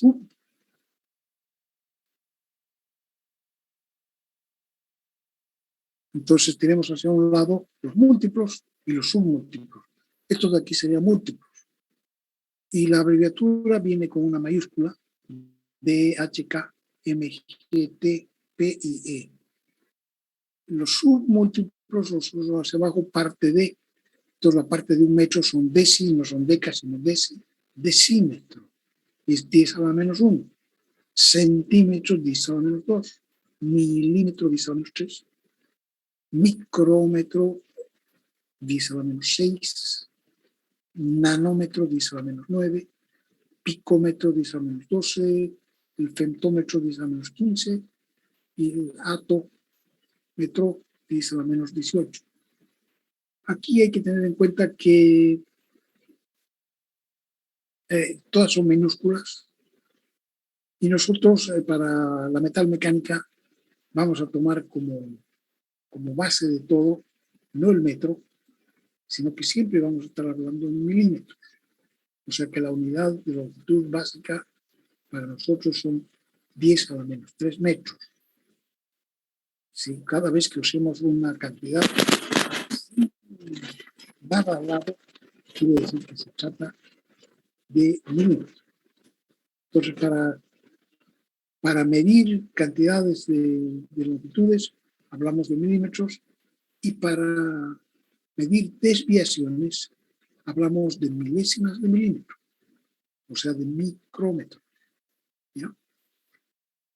Entonces, esas van a ser para nosotros las dos unidades que vamos a usar, milímetro y micrómetro. Milímetro para medir las dimensiones y micrómetro para medir las variaciones, que son teóricamente 1000 veces más pequeñas que las dimensiones. ¿Ya? Entonces, principal para nosotros, milímetros y micrómetros.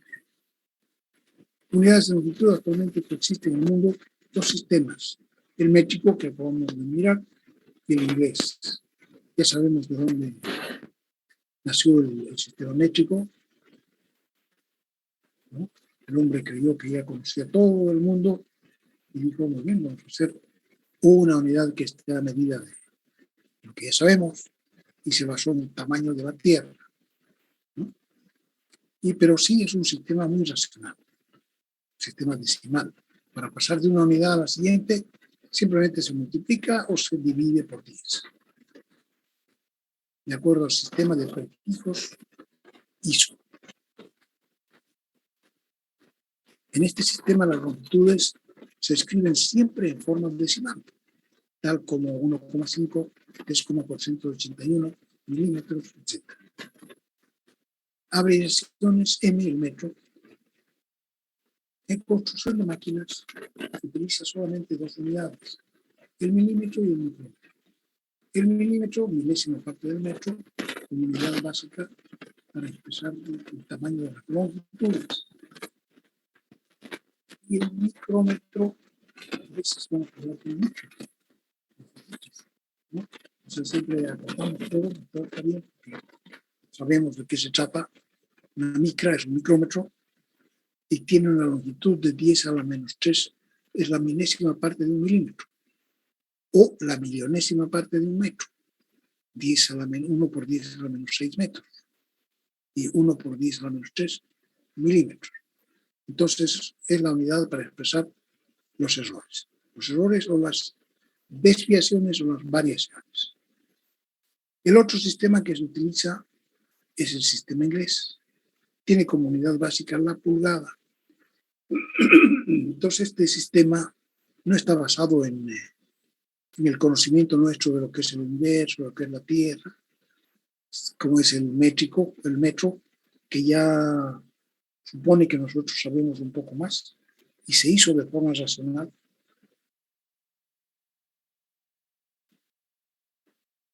En cambio, el sistema inglés, que se ha utilizado en todas partes, no solamente en sistemas de habla inglesa, pero ellos lo han mantenido, la unidad básica es la pulgada. En inglés se llama inch. Su abreviatura es IN o 2 comillas, siendo el metro patrón la unidad internacional de longitud. O sea que todos los países reunidos en el ISO han determinado que la unidad internacional de longitud es el metro patrón. O sea que la pulgada es una unidad derivada y una pulgada son 25,4 milímetros para nosotros, ¿no? Entonces sería 0,0254 metros. Y en milímetros, porque nosotros hemos dicho que para la construcción de máquinas vamos a hablar en milímetros, hablamos de 25,4 milímetros, una pulgada. Y es la punta de la falange de la punta del dedo gordo, ¿no? Aproximadamente. Y también ahora lo que ha pasado en la práctica es que hay dos sistemas ingleses. Un sistema de origen inglés que es el clásico, ambos están basados en la pulgada, pero el primer sistema es fraccionario, es el que llamamos sistema inglés clásico, que históricamente es más antiguo, y el sistema inglés técnico, que en alguna medida ha venido a tomar las bases del fraccionario. Pero en la práctica, van a creer ustedes, se ha nombrado como oficial, la unidad oficial internacional, el metro, con todas sus medidas y submedidas, etc. Y a pesar de eso, ya los ingleses tenían muchas cosas hechas en pulgadas. Entonces, actualmente, y a pesar de que los ingleses reconocen que el metro es el patrón, siguen haciendo todo en pulgadas. Ahora, algunas cosas las hacen en pulgadas técnicas y otras en pulgadas clásicas. ¿Por qué ha habido esta aparición de dos sistemas ingleses? El uno, o sea, el sistema clásico son partes de, ¿no? Y probablemente ha nacido en base a la figura humana, ¿no es cierto? Hacia arriba tenemos la pulgada, que es la unidad básica, y hacia arriba viene el pie, feet, que cuántas pulgadas tiene, 12 pulgadas. Y más o menos pues, el tamaño de un pie humano. Y arriba todavía está la yarda. Bueno, más arriba hay otros que ya no he reproducido, pero es un sistema muy irregular, ¿no? Si nosotros juntamos 12 pulgadas, formamos un pie. Si juntamos 3 pies, formamos una yarda. Entonces, para los instrumentos es medio fregadito. Estoy hacia abajo, tenemos la media, la cuarta, la octava, la 16ª, la 32, la 64. Esto es siempre por la mitad, porque es muy, muy fácil. Si uno no tiene un instrumento propiamente tal, si uno tiene una cuerda, por ejemplo, que tiene una cierta longitud, es muy fácil dividirla en dos. La dobla y tiene mitad. La vuelve a doblar y tiene la cuarta parte, la vuelve a doblar y tiene la octava parte. O sea que teóricamente es muy fácil sacar siempre la mitad de la mitad de la mitad. Y entonces surgen los cuartos, los medias, las cuartas, octavas, 16ª, etc. Ese es el sistema inglés clásico fraccionario. Si ustedes me escriben el sistema inglés clásico fraccionario como con comas, yo les pongo mal, porque el sistema inglés clásico no tiene comas, tiene fracciones. Y el otro es el sistema inglés técnico, que ha tratado de obviar ese problema de que hay, que desde el punto de vista técnico está irracional, ¿no? Aunque pueda ser muy práctico, porque se trata siempre de dividir entre dos y entre dos y entre dos. Entonces aquí la unidad básica sigue siendo la pulgada, o 2 palitos, como en un sistema decimal. Se escribe siempre en formato decimal ahora, tal como 3,476 pulgadas, 5,42 pulgadas, 1,55502 pulgadas. En este sistema los submúltiplos son los submúltiplos de la pulgada son un décimo de pulgada 0,1, un centésimo de pulgada 0,01, un milésimo de pulgada hasta un millonésimo de pulgada. O sea, ya se convierte hacia abajo, para fabricación de máquinas, se convierte en un sistema también decimal, que para pasar a la siguiente unidad hay que dividir por 10. Entonces, desde el punto de vista de los instrumentos con los que vamos a medir, esto es el sistema inglés técnico, es más práctico que el sistema inglés fraccionario. Entonces, para alguna cosa, sin embargo, subsiste el fraccionario y para otras el técnico. Y claro, además de eso, que es la gente que trabaja en la técnica, podemos decir los que trabajan en todo lo que es máquinas, equipos, técnicos, siguen usando estos sistemas porque ya se acostumbraron, y por otro lado, sus máquinas, aunque estén viejas, todavía las quieren seguir usando, y esas máquinas están hechas en pulgadas. Y por otro lado vienen los físicos, que dicen, no, pues mucha, ¿cómo vamos a usar en física? Imposible usar el sistema inglés. Entonces a los físicos no lo saca nadie del sistema métrico decimal, ¿no? Eso mismo en Estados Unidos. ¿En qué trabajan en Estados Unidos los científicos? En el sistema decimal, métrico decimal. En Inglaterra lo mismo. Pero en la técnica, las fábricas trabajan muchas veces todavía en sistema, casi siempre, ¿no? En sistema inglés. Y sucede también que, a pesar de que el metro sea el patrón, si uno quiere exportar automóviles europeos a América, tiene que exportar solamente autos que son construidos en sistema inglés. No puede llevar sistema métrico, tiene que llevar sistema inglés. Y al revés, si los gringos quieren exportar a Europa sus autos, tienen que llevarlos en el sistema métrico. Y eso es, de cierta manera, racional, porque evita lo que ocurre aquí en nuestro país, que tenemos en cada una de las ferreterías existe una tornillería increíble, ¿no? Las llaves, todo está en las dos medidas, y en la fraccionaria, y en la técnica, y en la métrica. O sea que, a pesar de ser pobres nosotros, tenemos un sistema mucho más frondoso en cuanto a los tornillos, piezas, y pues eso es mucho más caro, mucho más irracional. Muy bien, estamos en nuestra hora, de 6:15 hasta 8:30. Se acabó, vamos a quedar aquí. Espero que se hayan entretenido. Nos vemos el viernes a las 8:30. Han estado fueron a ver la cuestión de los